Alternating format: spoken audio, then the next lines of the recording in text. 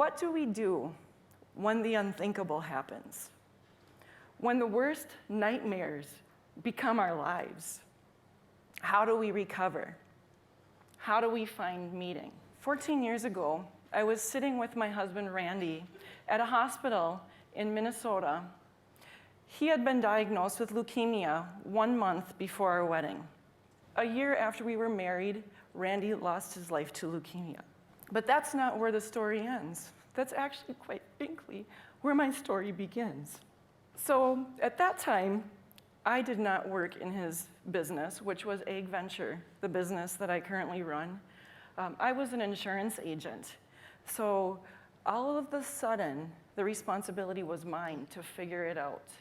And so the goal was, all right, just lost my husband, I'm gonna figure this out, and then I'm going to sell. That was his idea too. Lo and behold, a few days after the funeral, when I started meeting with our vendors, I found out the business wasn't really for sale. And the reason it wasn't is because it was in dire straits. Randy had died with a lot of the information in his head. So I am now sitting at his desk in his office, knowing little to nothing about it as a 30-year-old widow, not knowing what in the world I'm going to do. And quite frankly, it was a beautiful blessing. The reason is that I felt I had no choice, but really I was left with a lot of choices. And only recently have I discovered and quit blaming the situation and said, I chose to stay and to try to figure it out. First of all, we assess the situation. We call a spade, so to speak. It was a shitty situation. And the other thing is, are we playing it small just to play it safe? I know I have many times, but it was only when I made my first empowered choice to go all in. That was the first choice, because for so long I stood on the fence and I said, I don't know if I want to do it, I don't know if I can do it. Okay, and the next day, yep, I'm gonna try. But maybe I just had to flip over the fence and say, yep, I am all in, I'm gonna give it everything I have. And it was during that time, I was meeting with my accountant once a month. And I kind of addressed the elephant in the room and I said, you know what, I don't want to talk about numbers today. I want you to tell me what's gonna happen to my life and to all of my finances when this doesn't work out, when AgVenture doesn't work out. He said, fine.